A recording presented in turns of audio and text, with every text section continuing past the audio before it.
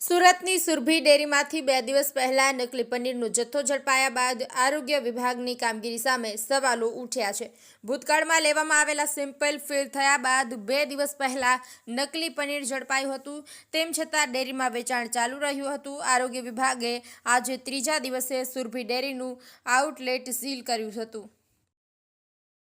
સરકારે polyester yarn પર QCO દૂર કરતા સૌથી મોટો ફાયદો સુરતની ટેક્સટાઇલ ઇન્ડસ્ટ્રીઝને થશે।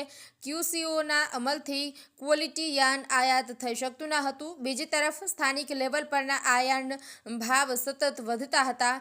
આ બાબતે ચેમ્બરે 60 વખત રજૂઆત કરી હતી। 20 વર્ષ બાદ સરકારે QCO હટાવી દેવાનો નિર્ણય કર્યો છે, જેના કારણે યાર્ન 10થી 35% સસ્તું થશે। બીજી તરફ આને કારણે વીવિંગ ઇન્ડસ્ટ્રીમાં આગામી 5 વર્ષમાં 45,000 કરોડ રૂપિયાનું રોકાણ પણ થશે।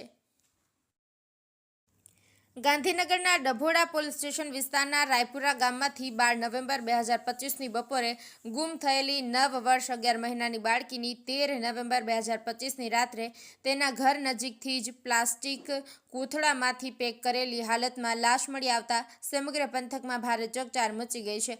બાળકીનું અપહરણ થયું હોવાની ફરિયાદ નોંધાયા બાદ આ કરુણ ઘટના સામે આવી છે, જેને પગલે ગાંધીનગર SP તેમજ લોકલ ક્રાઇમ બ્રાન્ચે ઘટના સ્થળે પહોંચી વધુ તપાસ હાથ ધરી હતી। ગુજરાતમાં મતદાન યાદી સઘન સુધારણાની કામગીરી માટે શિક્ષકોને BLOની કામગીરી સોંપવામાં આવી છે। બીજું શૈક્ષણિક સત્ર 144 દિવસનું ચાલવાનું છે, જેની સામે શિક્ષકોને 90 દિવસ સુધી મતદાન યાદી સઘન સુધારણાની કામગીરીમાં લગાડી દેવામાં આવ્યા છે। એમાં પણ જો શિક્ષકો BLOની કામગીરીમાં હાજર ન થાય તો ધરપકડના વોરંટ પણ ઇસ્યુ કરવામાં આવ્યા હોવાનો શૈક્ષિક મહાસંઘ દાવો કરી રહ્યા છે, જેથી શિક્ષકો વિદ્યાર્થીઓને અભ્યાસ કરાવવાનું છોડી SIR ની કામગીરીમાં લાગી ગયા છે। શાળાઓમાં ભાર વગરનું ભણતર કરવાના પ્રયાસમાં વિદ્યાર્થીઓને અભ્યાસ કોણ કરાવશે તે મોટો સવાલ ઊભો થયો છે।